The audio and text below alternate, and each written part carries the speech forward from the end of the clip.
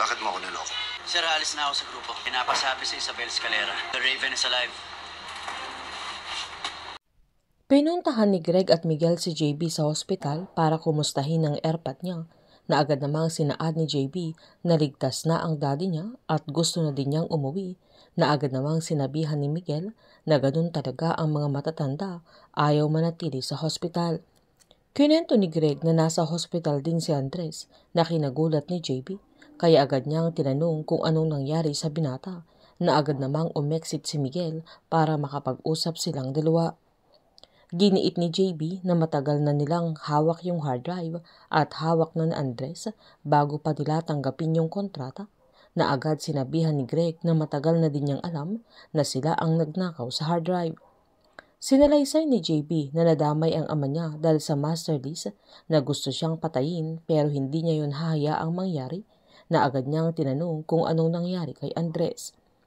Kinento ni Greg na sinubukan niyang iligtas si Isabel Escalera na agad namang sinabihan ni JB na buti na lang ay naagapan nila kaya inamin naman ni Greg na mga civilians ang tumulong sa binata dahil kailangan nilang iwan na sinusunod lang niya yung protocol nila at walang exemptions. Kinumusta naman ni Andres si JB kay Max kaya kinento ng dalaga na niligtas din niya ang tatay niya dahil nabaril din ito pero nagre-recover na.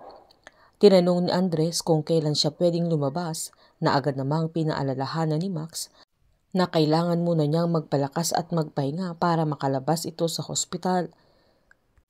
Nang makauwi naman sila JB ay sinabihan niya ang daddy niya na nagdagdag siya ng securities at hindi na din siya aalis sa bahay nila. Sinabihan naman agad ng daddy niya na hindi magpapapigil ang Elcano, ito ang grupong kinabibilangan ng mga Escalera na nahalata ni JB na kumikirot yung sugat ng daddy niya kaya sinabihan niya ang mahalaga ay makapagpahinga at makapagpalakas siya. Habang pinapainom ni JB ng gamot ang kanyang ama ay dumating ang mga pulis na aaresto sa kanya na agad niyang binasa yung warrant of arrest na agad namang sinabihan ng daddy niya ang mga pulis na walang problema at kusa itong sasama pero nakiusap namang kausapin muna niya ang anak niya.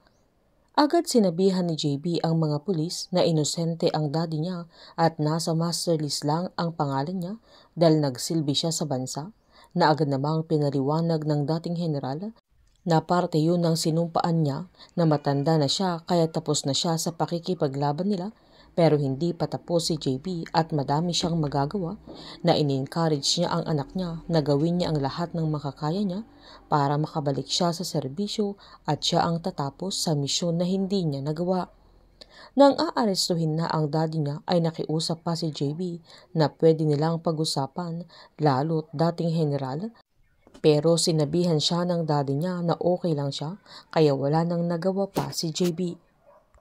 Dali-dali namang binuksan ni Miguel yung pintuan nang may kumakatok at pagbukas niya ay armadong lalaki ang bumulagta sa harap niya kaya agad siyang tinutukan ng baril na nanlaban si Miguel at nakaagaw din ng baril pero may isang lalaking pumasok na may hawak na cellphone at nakalive ang anak niya na pinagbantaan siyang mamamatay si Mickey kung hindi ito sasama sa kanya kaya wala nang nagawa pa si Miguel at nakiusap siyang wag nilang papatayin ang anak niya. Sa araw ng paglabas ni Andres ay inantay siya ni Greg sa harap ng hospital na agad niyang sinabihan na butit magaling na siya, sabay derechahan niyang sinabi na alam niya kung bakit andoon ito at agad niyang tinanong kung bakit siya niloko ni Andres. Pinaliwanag ng binata na noong kinuha niya yung hard drive ay bago pa nila tanggapin yung kontrata at desisyon niya ang lahat na dinamay lang niya sila JB at Max.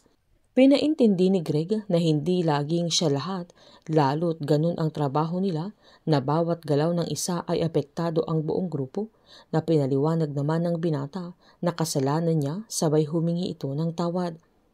Sinabihan ni Greg na kung alam lang sana niya ay madaming bagay ang hindi nangyari na agad namang sinumbat ng binata na alam naman nilang lahat ang ginagawa niya at para yun sa kapatid niya na sa oras na yun ay malapit na sana niyang malaman kung asaan si June na sinumbat naman ni Greg na naiintindihan naman niya na sana'y hindi ito naglihim sa kanya pero pinaalala ni Andres yung binitawan niyang salita na unahin nila ang misyon kesa nararamdaman nila Sabay diretsahang sinabi ni Andres na aalis at kakalas na siya sa grupo na kinagulat ni Greg.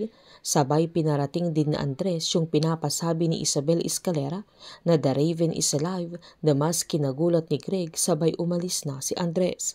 Painit ng painit ang mga tagpo, sabay-sabay po nating subaybayan ang advance episode ng Incognito dito lamang po sa aking channel.